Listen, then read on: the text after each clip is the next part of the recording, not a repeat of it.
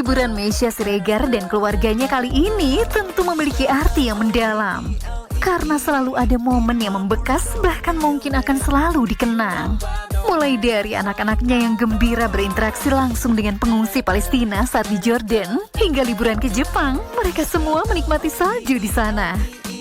Oke, kita ke Meisya aja nih, caranya dia bagaimana bonding bersama anak-anak ya, salah satunya di momen-momen liburan. Dan ini menarik sih, liburannya salah satunya adalah mengunjungi Jordan dan mengunjungi kamp pengungsian di Palestina di Jordan. Kita lihat dulu videonya berikut ini.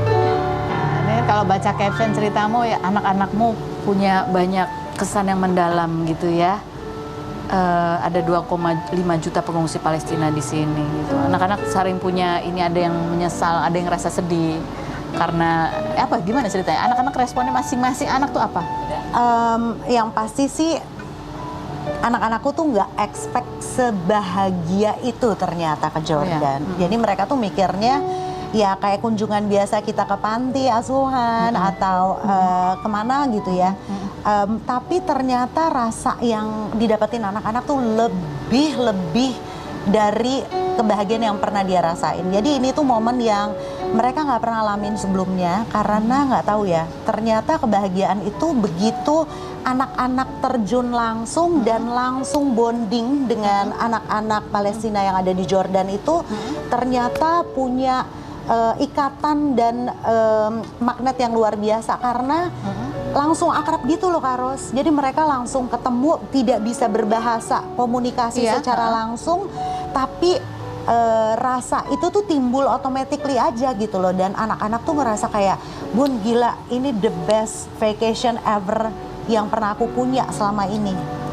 Karena ya itu, mereka nggak pernah mimpi bisa ketemu langsung sama mereka kan.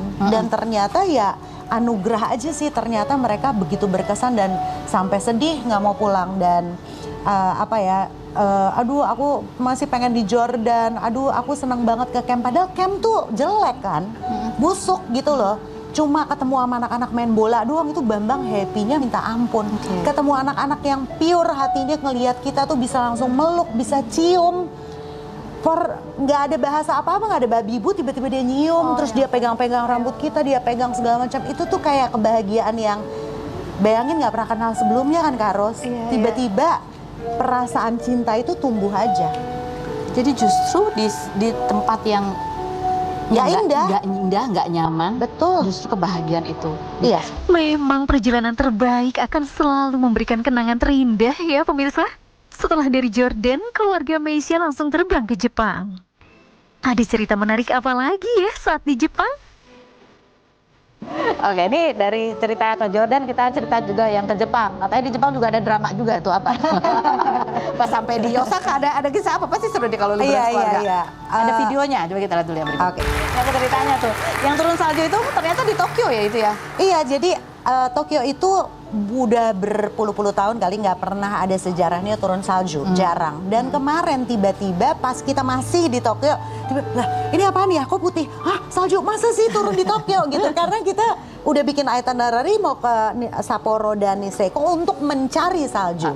Dapat di Tokyo. Oke, udah dapat ya. Terus tadi yang main salju tuh yang tidur-tiduran Babang itu di? Iya, itu di Niseko. Sapporo. Iya, yang di Niseko itu 2,5 jam sampai 3 jam ke Niseko dari Sapporo. Dari Sapporo. Sapporo udah ada salju, cuma kita ke ski resortnya memang sengaja ke Niseko. Jadi Niseko yang tadi main ski juga di Niseko itu ya. Oh, jadi tapi kalau packingnya juga kan kalau baju musim dingin lebih banyak ya Bu ya? Aduh, ini ada videonya lagi. Dia packing tuh. Untuk berapa orang? 5 ya? 5 orang, 20 hari. Ibu, kan anaknya udah gede-gede. Ini Ibu packingin semua atau gimana? Packing masing-masing, tapi finalisasi aku. Ini nggak perlu, nggak usah. Ini bareng aja. Udah. Jadi satu orang satu koper gede. Iya, satu koper gede. Masuk si Bambang. Iya. Bambang juga koper gede. Banyak yang titip nggak tuh di kopernya Bambang? Enggak sih. Yang ini tiba-tiba tuker-tukeran atau gimana? Tuker-tukeran. Jadi hari ini jaketnya rolling. Untungnya kita bertiga satu size Ukurannya sepatu, sama. baju satu, jaket satu ukuran, semuanya kita rolling. Oh oke, rolling ya. Dan itu kopernya tadi yang buka atas ya? Iya. Karena kalau di Jepang sempit-sempit ya buatannya. Setelah ini akan ada Netali Sarah yang akan bercerita mengenai liburannya ke Eropa bersama sang suami. Berasa seperti bulan madu lagi ya, cuma berduaan. Apakah benar mereka merencanakan untuk menambah momongan ketika liburan kali ini? Tetap di Rumpino Secret ya pemirsa.